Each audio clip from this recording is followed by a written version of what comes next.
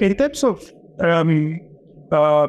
artificial intelligence and IT, there are challenges that are very particular of that field. But let me start saying that what we identify in the area of AI is that technologies related to utilization have been in recent years the areas with more patent filings worldwide. If we take the 2022 Voice Elected Profit Report, it shows that in the period 2016 to 2020, the area of utilization-related technologies like artificial intelligence, big data, and cloud computing growth in average 172%, showing an increase that goes beyond the increase that other areas of technology shows. And if we take the example of other reports that mention the Global Innovation Index report, in the Global Innovation Index report in the year 2003, we developed a team in that report that is on the relationship in between innovation and productivity.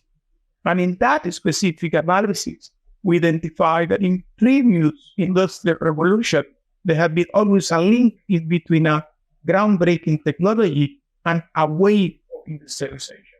And what the report analyzes is the following. It says that in recent times, the so-called new technological wave that are mainly two recent technological wave. One is the digital wave, and the second is the deep science wave. Both are closely linked to new technologies, as is the case of artificial intelligence. So what the report mentioned is there is great deal of hope for this new way of technology to impact the economy in a way that it will produce an increase in productivity, as was the case in previous industrial revolution. So indeed, for the economy, this is huge potential.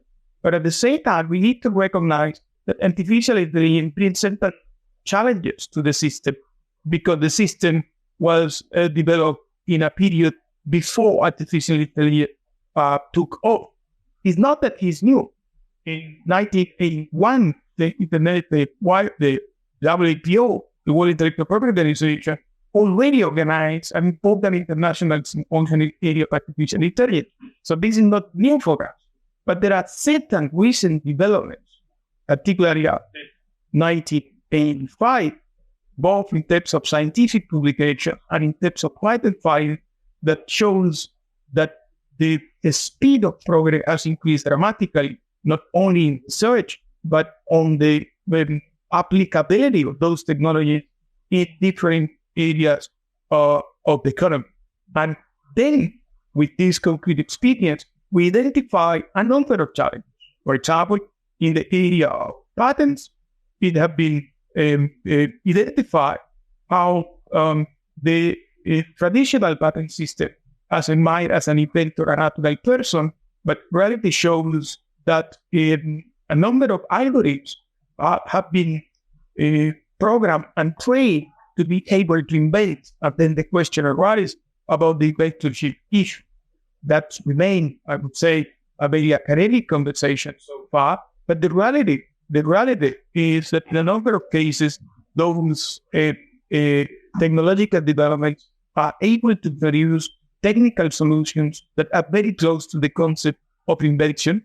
And then a number of questions remain open for the elaboration in that specific area. All the same challenges are evident in the area of copyright, where we know that, for example, in the case of generative AI, we see that certain of those generative AI are able to produce images that are very close to work in the concept of copyright, or poems, or lyrics, or novels that can also be very close to the concept of work on copyright. And then the question about authorship is also a very valid one. So there are a number of issues there. From the policy perspective, that requires policy consideration. In that regard, in WPO, we have started what we call international dialogue on frontier technology that include artificial intelligence. More than 9,000 experts participate in those meetings, representing more than 172 countries that have been able to get together and collectively find out answers to the main questions, as the examples I mentioned to you before. But we are analyzing the subject also from all the perspectives. Let me give you two examples. In a recent paper published only a few weeks ago, the team of economists produced a report that analyzed from the economic point of view what are the different implications of artificial intelligence. One of the elements of the report, in my view, very relevant for the economic point of view, established that taking into account that innovation today is probably more expensive than before, the need for a policy instrument that incentivize innovation is probably more in need now than even before. So in that sense, the IP system is called to play a very key role in further promoting innovation in that area. And a report that is going to be published very soon complement report produced in 2019 in WIPO that shows the entire pathway of innovation in the area of artificial intelligence, starting from scientific publication in the early 80s and coming to the most recent trend in an increasing number of filings in patent application. That seminal report of 2019 was, at the time, one of the very complete and comprehensive report about the interplay between intellectual property and artificial intelligence. But something new emerged in recent times, that is the specific area of generative AI. So what we are doing is producing a new report that put the focus in the specific issue of generative AI, and we produce a patent landscape report about the different technologies and trends on generative AI.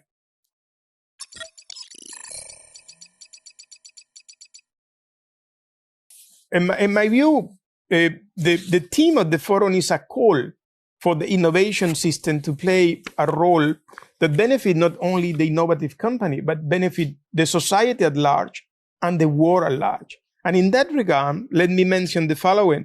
It is closely linked and related to the theme we have chosen at the WIPO in Geneva for the Intellectual Property Day on April 26, that is innovation and SDGs, so intellectual property and SDGs. And the topic that WIPO chose, that is called the United, the IP and SDGs, building our common future with innovation and creativity, shows a very, very close link with the theme that the forum chose for this edition, showing, as I mentioned before, this clear interest in between innovation and the impact that innovation can have in the society at large. Let me share with you the following. We have produced a report that is going to be disclosed, is going to be unveiled on the day of the Intellectual Property Day, April 26, as I mentioned before, that is about innovation and SDGs. And that report shows how different innovations support and are linked in a direct manner with the different SDGs. 13 out of the 17 SDGs shows a very important trend in patents, in patent application. And let me share with you the following. This report shows that out of a total number of 50 million patent applications that exist worldwide, 4.7 million of those applications are linked to one of the SDGs. It means 1 out of 3 of the patent families worldwide refers to SDGs, what shows without any doubt the important relevance and impact of innovation and the important relevance and impact of patents in each one of all those SDGs. As you can imagine, there are certain SDGs that attract more interest in the area of innovation. And because of the nature of the SDG, innovation plays a more key role. For example, if you take SDG 9, that refers to industry, innovation, and infrastructure, or if you take SDG 13 on climate action, or SDG 37 on affordable and clean energies, in all those areas, the total number of patents and the upward trend in patent application shows a clear relationship in between innovation and those SDGs. And even more, if we analyze the report in detail, we will see that the report do something that is relatively new in this type of report. It used a so-called innovation matrix. And this innovation matrix elaborate a little bit further on the total number of patents filed. And what the report do is the following. It also considered how recent is the patent application, and it means how recent the patent had been filed. And using this maturity matrix, we can see that indeed SDG 9 or SDG 7 or SDG 13, as I mentioned before, on climate action and green technology, or 9 in terms of industry, shows not only high number of patents filed, but an important number of growth in those patent applications. However, based on those number of files, we see other areas. For example, we see SDG 1 in terms of poverty and SDG 4 in terms of quality of education that shows less number of total filings, but an important number of growth, what shows an interesting area or a recent interest in those specific SDGs.